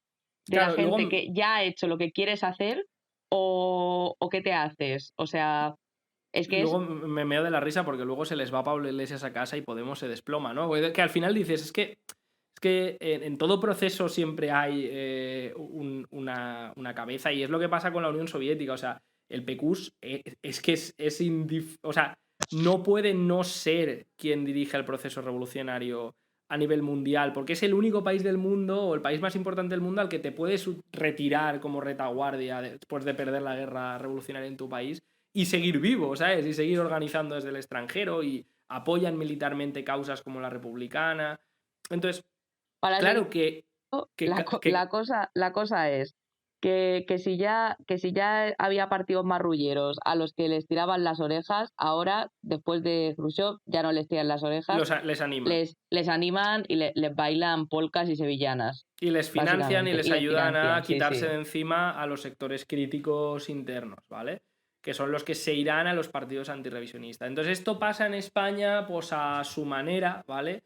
Al final la dirección del PC en buena medida son gente nueva a tan alto nivel o con bajos niveles formativos, con una influencia muy grande de los partidos comunistas de su entorno, que son Italia y Francia, y con la influencia y vínculos con incluso familiares que comentaste tú, con el PQs, ¿no? Y viviendo a caballo entre Comenté París y Moscú. extraoficialmente, si alguien quiere los jugosos detalles de la pasionaria siendo una nepo baby del revisionismo soviético, ya me dais un toque.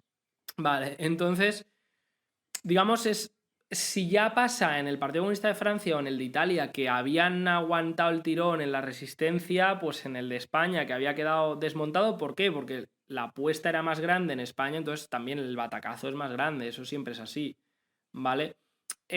Bueno, pues al Partido Comunista de España le pasa también y la dirección del PC toma una política claramente revisionista, que un poco el acabose es el proyecto de la reconciliación nacional, ¿vale? Que lo que dice es que vamos a unir... O sea, el proyecto de reconciliación nacional lo que hace es coge algunas cosas que eran verdad que Stalin, la dirección de Stalin del PQ, había aconsejado a la dirección del PC, que era, oye, quizá la lucha guerrillera es importante, pero no creo que ganéis desde ahí. Yo creo que, dado a la victoria aplastante de los franquistas, deberíais centraros en reconstruir un poco todo el movimiento de lucha entre obreros que ahora son apolíticos y que son atrasados, ¿vale? Y esto empieza a funcionar y llegan a hacer una huelga del tranvía en Cataluña que empieza a cambiar la tendencia. Más adelante nacen las comisiones obreras, ¿vale?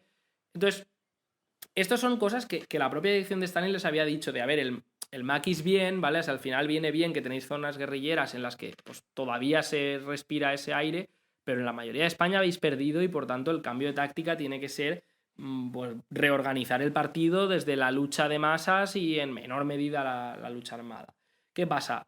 Con Khrushchev esto ya es el acelerador. Desmontamos por completo la lucha guerrillera hasta dejando tirados antiguos guerrilleros donde a lo mejor no era necesario, les podías haber dado salida, y vamos a hacer una lucha de masas o a dirigir una lucha de masas, pero con una política de reconciliación nacional, que es, vale, como ya no hay el espíritu republicano, porque la España republicana ha sido arrasada y mucha gente o tiene miedo o ha nacido directamente bajo el franquismo, vamos a explotar esas contradicciones, pero no en una dirección revolucionaria, sino para restaurar una democracia burguesa imperialista sin más, ¿vale? O sea, a veces lo imperialista no es explícito, pero en la medida en que se habla de una democracia burguesa con todas las fuerzas no franquistas y con algunas críticas del franquismo, pues apaga y vámonos, ¿no? Entonces, frente a esto... Recuerdo, como hemos mencionado antes, que durante el franquismo había la política específica de reconstruir los monopolios.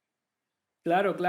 Entonces, frente a esto, la oposición interna, que en España es más débil, porque en general en España el Partido Comunista ha quedado desorganizado por completo, y eso que es de los pocos que aguanta, más o menos sigue haciendo actividad política bajo el franquismo en esos años de posguerra, pero vale, pues en este golpe de Estado revisionista y las críticas que le hace el Partido Comunista de China, ¿vale? En España hay una primera escisión antirrevisionista, que sería el Partido Comunista de España marxista-leninista, ¿vale? Que toma, intenta sacar posturas que rompen por completo con las del PC, más o menos bien, pero ocurre que se mezcla todo un poco, porque al final el tema es que la dirección del PC era tan abiertamente reformista en tantos aspectos que algunas de las cosas que podían tener razón no en el fondo sino en la táctica, como podía ser, pues bueno, quizá la nostalgia republicana o la legitimidad republicana ya no tira tanto, las dejan por el camino y luego sacan de la manga una línea que les va a ir muy a la contra, que es la de la Revolución Democrática de Liberación Nacional, ¿vale? Que es decir que España, cuando Franco es una colonia yanqui, a la que hay que liberar con todo el pueblo español. ¿Qué problema tiene esto? Que realmente esto no era así, es decir, sí, España era dependiente, pero era dependiente de manera transitoria porque Franco estaba reconstruyendo el monopolismo español y eso la burguesía española y gran parte de la pequeña burguesía era más o menos consciente de ello, o sea, más o menos consciente de que España era un país atrasado, pero que eso podía cambiar. Entonces, esta es gente que en la transición a lo mejor es antifranquista o no es franquista, pero que se pasa rapidito al bando del rey Juan Carlos, ¿vale? Entonces, en España no, ahí continúa esta tradición de, vale, si no eres, o sea, digamos, el PC renuncia a la republicana y al folclore republicano casi por completo y un poco como que la oposición de izquierda, ¿vale? Contra el PC y contra sus políticas derechistas recoge esa tradición republicana y además dobla la apuesta con el rollo de la liberación nacional, porque claro, en una liberación nacional el rollo patriótico todavía es más importante, con lo cual vamos, doblemente republicano todo, ¿no? Y ahí es cuando ya se encuentra este rollo de por qué pervive la tradición republicana en una parte de la izquierda asociada de manera algo confusa al proyecto político, ¿vale? Que es algo, no por el PCML, que era el grupo que sale en aquel entonces, sino que es algo que va a ser una constante. Es decir, todo el que rompe con Carrillo, como Carrillo era ultra revi, iba con la rojigualda a muerte o se tragaba la rojigualda hasta cierto punto, todo el que rompa con él, de paso es el más republicano del mundo. Y llegamos a la transición. ¿Y qué pasa? En la transición se restaura la democracia burguesa, pero con una forma monárquica, ¿vale?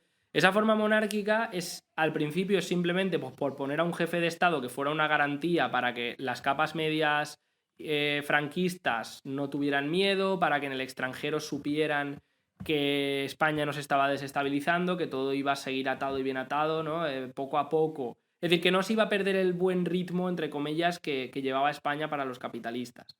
Que no iba a pasar otra vez lo del 36 con otra república y demás. Luego, conforme eso funciona y empieza a colocarse a muchas capas medias antifranquistas, se las reinserta en el juego de Estado democrático burgués mediante el PSOE, mediante el propio PC de Carrillo, etc. Nos vamos a encontrar que incluso Juan Carlos durante un tiempo el rey Juan Carlos pasa a ser simplemente pues un poco el representante del consenso en torno al Estado. O sea, lo de menos es que sea rey. Al final, o sea, él no es un representante de una aristocracia feudal superviviente, porque esta se había ido integrando en el capitalismo. Es decir, en Andalucía, que era el gran sitio de semifeudalidad de España, para los años 80 ya lo que queda es, los señoritos son dueños capitalistas de cortijos y los jornaleros son obreros agrícolas, no son gente ligada a la tierra, ¿vale? Mediante la deuda, que tiene un pequeño cultivo y que lo que aspira es que al pequeño cultivo sea suyo, ¿vale? Y progresivamente eso ha pasado en toda España porque a esos señoritos se les ha ido premiando incorporándose a la clase capitalista por medio del corporativismo franquista, ¿vale? Y del desarrollismo. Entonces, en España, Juan Carlos no representaba eso, o sea, no representaba una clase reaccionaria feudal, era simplemente, primero era una garantía, ¿vale? Tanto para adentro como para afuera, para los reaccionarios. Luego pasó a ser un poco pues, un representante genérico del Estado, más o menos de consenso, como la reina Isabel en Reino Unido, ¿vale? Y bueno, progresivamente, sobre todo desde la crisis, que la corrupción les ha hecho mucha mella, porque al final una monarquía siempre tiene muchos casos de corrupción, porque dentro de las formas de Estado democrático burguesas, pues obviamente es la menos transparente, pues no deja de ser o sea, no deja de tener a una familia que está ahí porque sí. Pues obviamente ha perdido apoyo popular, ¿vale? Y sí que está pasando a ser un poco pues, más un fetiche reaccionario que sigue ahí pues, porque hay una parte de España que lo ve como una expresión máxima del orden, ¿no? Un poco es como una vacilada de, no, es que hay tan poca fuerza social que hasta este capullo va a seguir ahí, ¿no? Una cosa que quería comentar antes Sí. de saltar de point es el tema, porque esto lo digo porque la gente es que se lo va a encontrar, que es un poco el revival republicano del PCE. Ah, sí. Que esto también tiene su aquel, porque es que ya os lo digo que lo vais a encontrar en vuestro PC de turno de provincias, vamos, banderitas republicanas. Es que yo en mi época oscura ya os digo que a los 15 años me hinché de escribir folclore republicano, ¿eh? Triste. Aborto para unas, banderitas republicanas para otras. A ver, teniendo en cuenta cómo está el patio, que me tocase escribir esto y no escribir sobre feminismo, ya bien, dentro de lo mal, bien.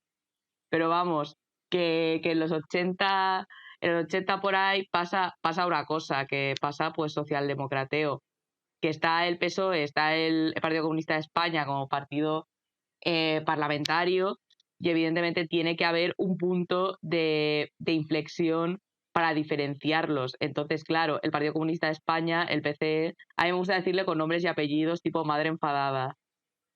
Y claro, ellos lo que hacen es reapropiarse de todo el discurso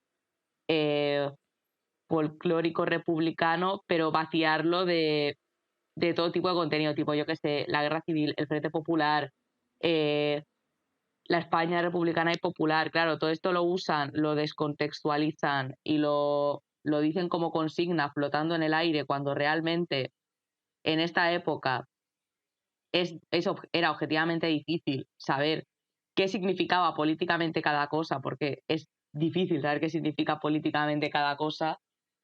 Y claro, esto al final, ¿para qué servía? Pues servía para justificar el reformismo, porque nos iban a traer una tercera república maravillosa, burguesa, evidentemente, y que se Sí, con irían muchos derechos consiguiendo, sí, sociales. que se irían consiguiendo cosas con movimientos de masas y, demás. Ya os digo que esta tónica os la vais a encontrar con toda la narrativa de la Tercera República, que digo, por favor, es que ya es hora de dejarla. O sea, Claro, no, yo iba a lo decir digo, que, dejarla para los revolucionarios. Ellos evidentemente no la van a dejar y van a estar con la cuarta, con la quinta y con la 500.000. a ver, lo que ocurre al final es, o sea, la manera en la que eso ocurrió sí que es verdad que tiene mucho que ver con que, a ver, punto clave, ¿vale? Para entender los partidos revisionistas y reformistas de oposición, ya sea el PC en su día, o Podemos, o quien sea, o el Partido Comunista de Francia, o quien sea. Quiero decirte, al final, en el momento que la socialdemocracia entra a ser una gestora usual del Estado, ¿no? En la mayoría de países imperialistas, hay un hueco libre. Hay un hueco libre que es los obreros que no tragan con eso, que son más críticos, porque resulta que la socialdemocracia no logra conservar la espenta, el empuje que tenía en los años 30, obviamente, porque llega un momento que se come a sí misma, es decir, lleva tantos años entrando a gobiernos que ya la gente que se la cree, sobre todo lo que se cree es que da estabilidad, casi nadie se cree que el PSOE va a transformar España, ¿vale? Entonces, ocurre que hay un montón de gente que se queda desamparada políticamente, ¿vale? Pero resulta que ese trozo de negociación, movilización, negociación dentro de las instituciones burguesas, lo vienen a recoger durante un tiempo los antiguos partidos comunistas convertidos en partidos revisionistas, y cuando estos, con el colapso de su partido revisionista jefe, que es el PQS, se van al carajo, los partidos reformistas de izquierdas que los suceden, ¿vale? Izquierda Unida, Podemos, etcétera, o como sea, los partidos del Foro de Sao Paulo estos, ¿vale? Entonces, al final el espacio político es lo mismo, porque me refiero, no hay una política revolucionaria en el Partido Comunista de España cuando la transición, aunque tuviera un huevo de gente. La única diferencia entre eso y Izquierda Unida es que al Partido Comunista de España enorme de Carrillo le podías montar una escisión y por lo menos llevarte gente válida, y ahora pues a Podemos no lo puedes hacer porque son concejales y cuatro despistados de movimientos sociales, sobre todo, ¿no? Y De votantes, concejales, es decir, son votantes.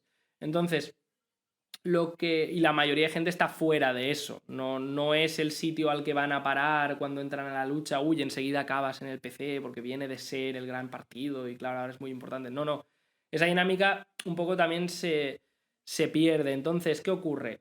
Ahí se junta que muchos partidos que se habían ido del PC por desacuerdos tácticos con Carrillo, pero que en el fondo pues apoyaban el punto de vista revisionista de la URSS, la mayoría de su militancia o se va a casa cuando cae la URSS o vuelven al antiguo PC, pero vuelven con las banderitas republicanas, porque es una de la parte de lo que se habían llevado. Entonces, a Carrillo se lo funden cuando la táctica de Carrillo del eurocomunismo pues no termina de garantizar que el PC sea un partido de oposición relevante, y después de cargárselo, un poco restauran el folclore republicano. Ese es el proceso desde dentro, ¿vale? El proceso desde fuera es lo que os ha dicho Lucía. Es decir, al final el PC llega un momento en que se le agota el proyecto político y a ese espacio político, si lo quieres salvar, si quieres un espacio reformista de oposición que a vez en cuando apoya al gobierno, necesita algo, necesita una moto que vender. Y esa moto que vender, en particular en España, pues les viene muy bien el republicanismo y el rollo de la estrategia supuestamente republicana, porque da a entender que hay cosas que se pueden hacer dentro de la democracia burguesa.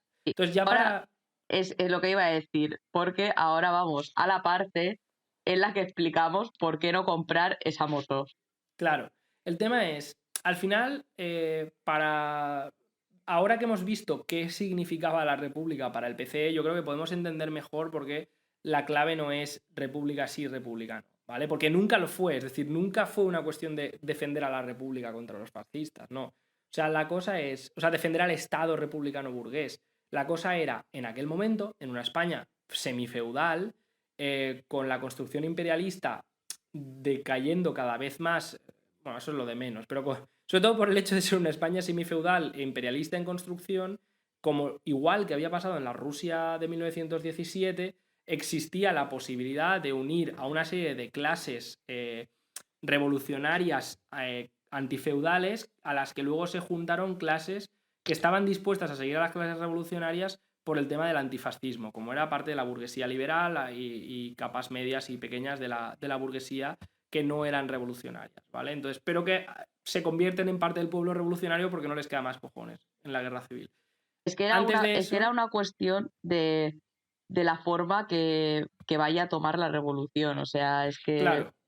Entonces, antes de la guerra civil y antes del Frente Popular, el PC no defendía la República, el PC iba contra la República porque el golpe principal era contra la República imperialista y semifeudal, ¿vale? Que permitía a los aristócratas del campo. Igual que Kerensky, igual que después de derrocar al zar, el golpe principal iba contra Kerensky. Era la revolución democrática, era cargarse a Kerensky y poner un gobierno obrero, poner el poder obrero para terminar la revolución democrática en el campo, es decir, repartir la tierra o ponerla en manos del Estado, educar a la gente, terminar con el oscurantismo religioso, terminar con la influencia de la antigua aristocracia, que era ya algo indisoluble de terminar con los capitalistas, ¿vale? Simplemente se hacía en esos pasos, revolución democrática encadenada ininterrumpidamente con la socialista. Vale. Ocurre que en España eso deja de ser una necesidad cuando Franco se muere y hay una transición a la democracia burguesa. Cuando Franco está vivo, lo de menos es la aristocracia, es más el hecho de que al no haber una democracia burguesa, hay mucha gente que se queda fuera y es posible movilizarla por las libertades democráticas, porque la única manera en la que se podrán garantizar será con la revolución socialista. ¿Qué ocurre? Con una revolución democrática encadenada con la socialista. En el momento en que la democracia burguesa ya funciona, a las capas a las que podías arrastrar para eso y que tenían tareas que resolver con eso, las has perdido porque ya han pasado al bando del capitalismo. Es decir, ya no hay una burguesía liberal que necesite desentenderse del fascismo o del franquismo para desarrollar el país porque está atado al atraso o que quiera desarrollar la cultura. Ya no... Desarrollar el esa país, capa se que lo voy a pierde. tocar más tarde. Luego el tema de la semifeudalidad, lo mismo. La aristocracia, vale, sí, el campo español pudo ser durante un tiempo más atrasado, sobre todo cuando Franco, pero la aristocracia justamente apoyó la guerra civil porque lo que le fueron es regalando el acceso paulatino a los puestos de poder capitalistas o dentro del Estado, como la familia real, o fuera del Estado, pues como la duquesa de Alba, como terrateniente agrícola, pero propietaria capitalista agrícola, ¿no? Entonces, esta es la cosa. En España hoy, que es un Estado moderno, aunque sea una monarquía una monarquía democrático-burguesa, exactamente igual que lo es Reino Unido, o que lo es Suecia, por cierto, que hay gente que le encanta Suecia. Suecia también es una monarquía y de hecho, democrático-burguesa. es que a ver, es que al final, a este juego, es que se puede jugar con muchas cosas, coño. Es que, por ejemplo, tú ves a Noruega, que Noruega, la presidenta de Noruega es la máxima dirigente de la iglesia luterana, creo que era, y tú dirías que Noruega es país atrasado semifeudal, pues no.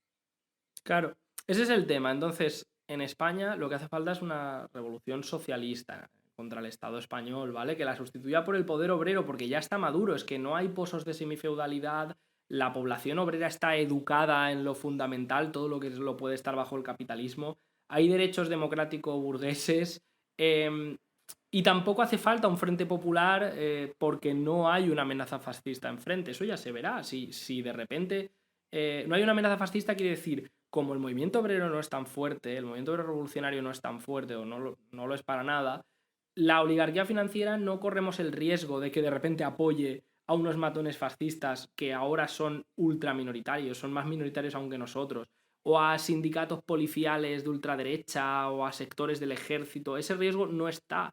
Si llega en un momento dado ya lo veremos, pero no tomará una forma republicana, tomará una forma de guerra popular antifascista. ¿vale? Y una cosa que quiero comentar también, porque suelen haber muchos argumentos de apoyo a lo que sería el republicanismo o una fase revolucionaria transitoria o revolución democrática y tal.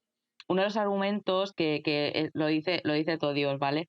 Es el tema de apoyo a la soberanía nacional.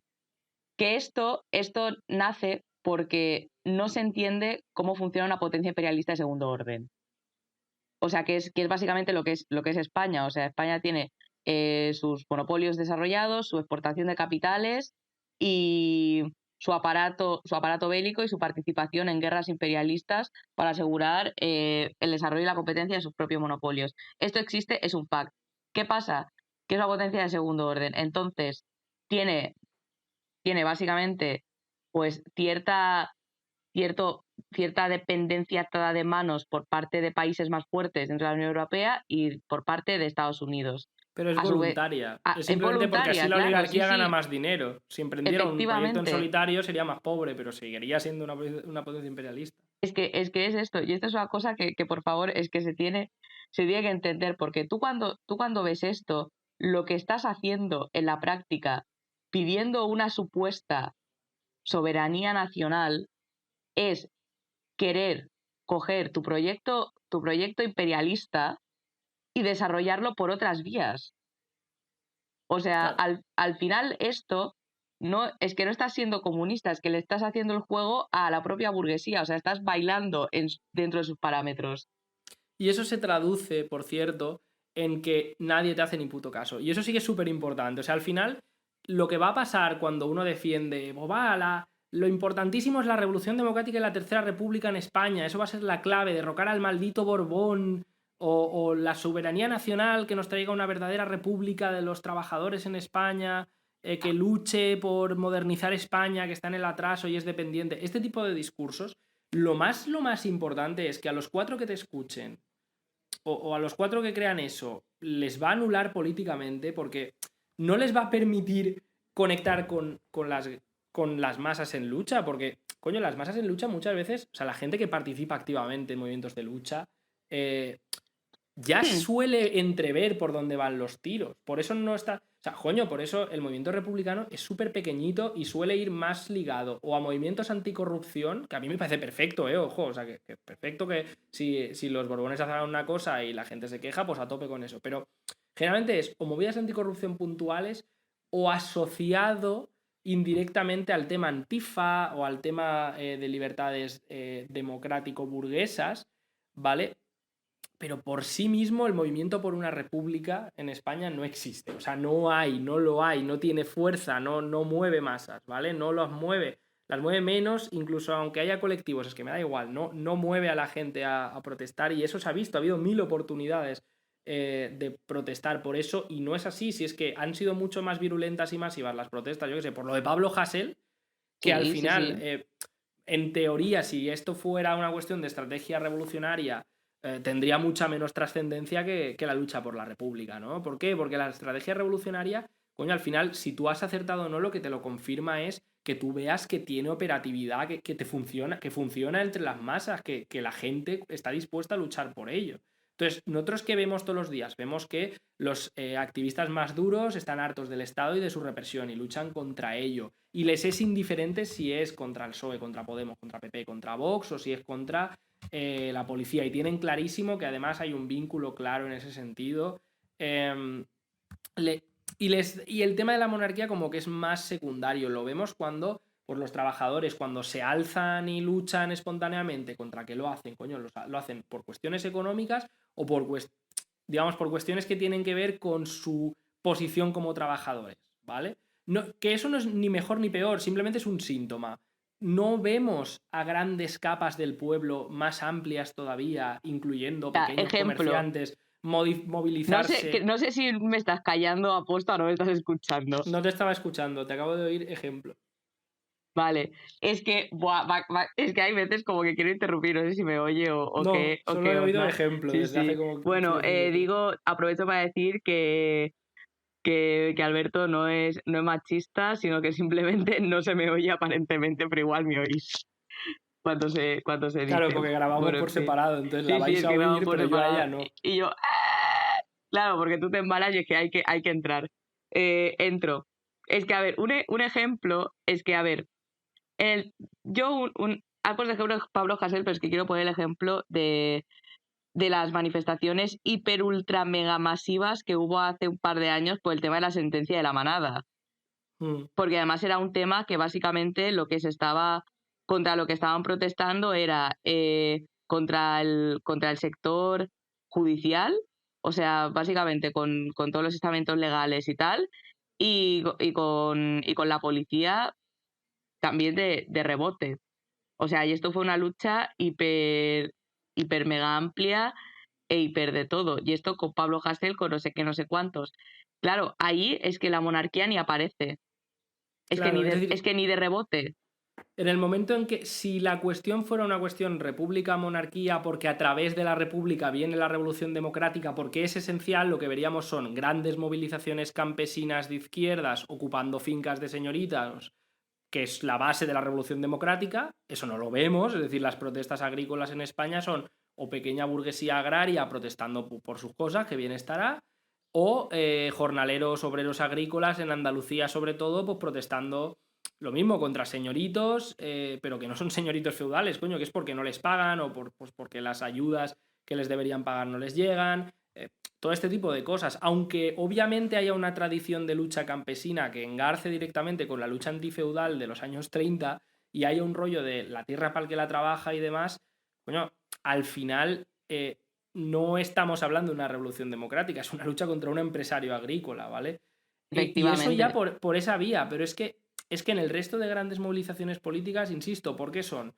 temas antirrepresivos o por vivencias de las masas trabajadoras. No hay...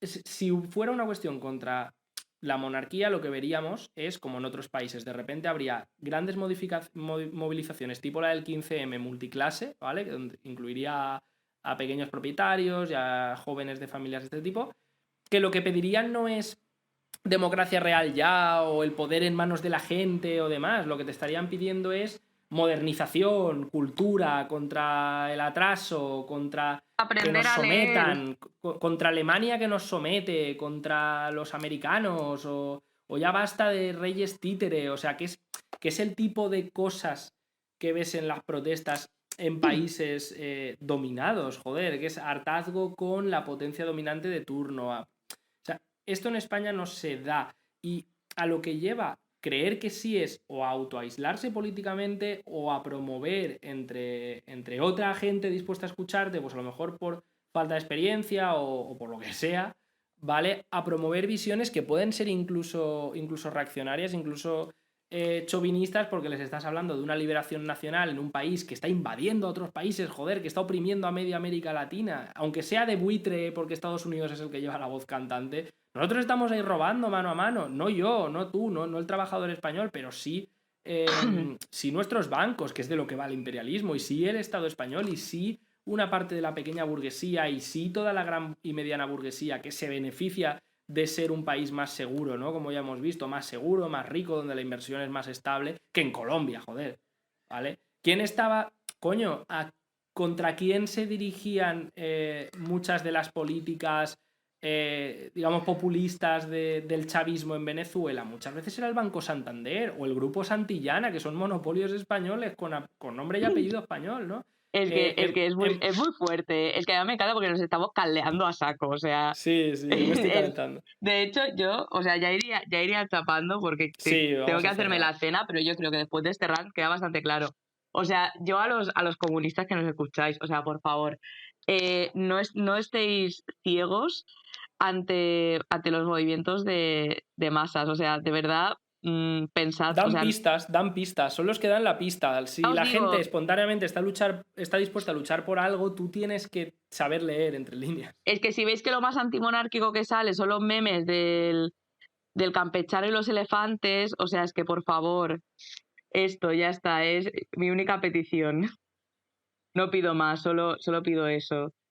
Y nada, nos vamos a hacernos la cena, que ya casi son las 9 de la noche, y yo sí que no más tarde. 50 minutos de grabación. Es una puta barbaridad de capítulo, qué desgracia. Bueno, para quien haga turnos largos o lo que sea, pues que se lo disfrute. En fin, entonces, pues nada, nos escuchamos en los siguientes episodios, si seguimos vivos. Igual llevamos compañía a los próximos, a saber. Y nada, que tengáis una tarde, mañana, noche, pues maravillosa. Y nada, que no digáis que viva la Tercera República, prohibido. Si lo oigo, bloqueados. Venga. Venga. Adiós. Adiós.